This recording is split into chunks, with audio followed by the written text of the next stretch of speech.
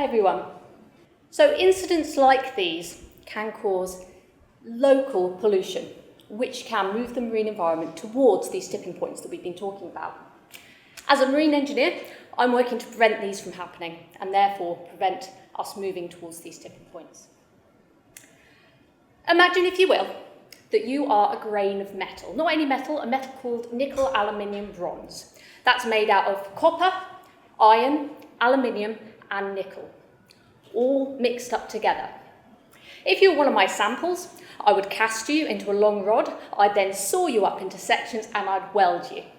When I weld you, bits of you would get hot, and that could change some of your chemical composition, and that will change some of your mechanical properties, maybe change how strong you are. To be a bit more mean, I then chuck you in the ocean. As we all know, ocean has salt in it. Sodium chloride. Sodium chloride is a great oxidizer. That means your copper starts turning to copper oxide, your aluminium into aluminium oxide. We all know what happens to iron, right? Then things get a bit weird. Things from the deep start coming and brushing up against you. First of all, you get all the macronutrients that attach to you by static electricity. That attracts the bacteria, which attracts the small phytoplankton, which attracts the larger one. And within about 6 months, you are a marine city. The sea squirts are attached to you with glue, the barnacles with cement, and both of these things also change your chemical composition. Also, just their physical presence creates crevice corrosion. All of these things can reduce your strength. But will you fracture? Will you break? This is where my research comes in. So I am looking at how marine life interacts with marine corrosion, or metal corrosion more specifically, and how that affects fatigue life of different metals and different components.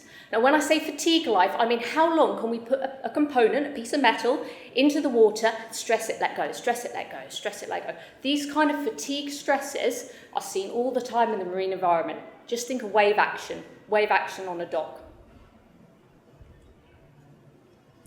The first thing I do is I get to know my metals really well. So, hi NAB again.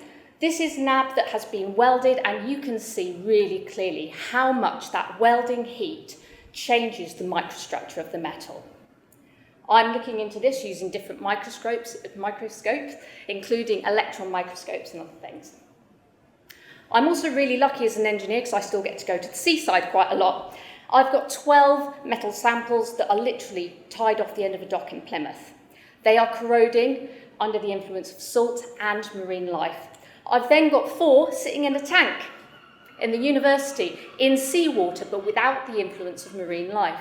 So I can get a really nice handle of exactly what that life is doing. Oh, hello. One of the ways I'm doing this is looking at the change of mass.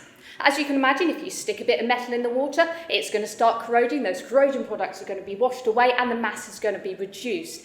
However, there's another signal underneath that, and this is a seasonal signal.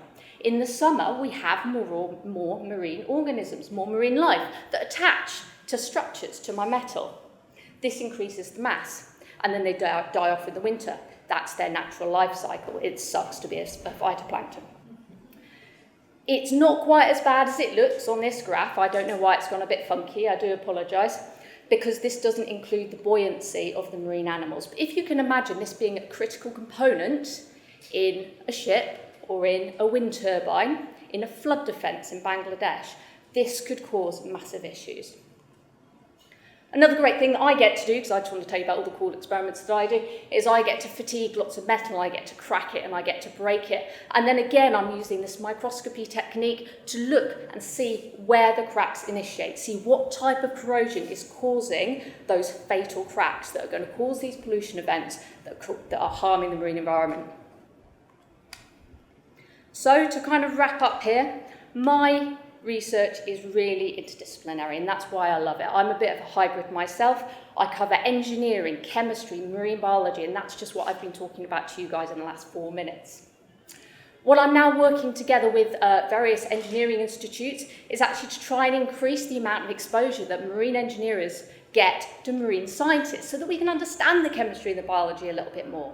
In this way, we should be able to work together to increase the environmental sustainability of our marine structures, and also make marine structures that are going to increase the marine biodiversity by purposefully becoming hosts for marine ecosystems. Now, all of this, I hope, will move us away from some of these global tipping points, and I think that's a reason to be hopeful. Thank you.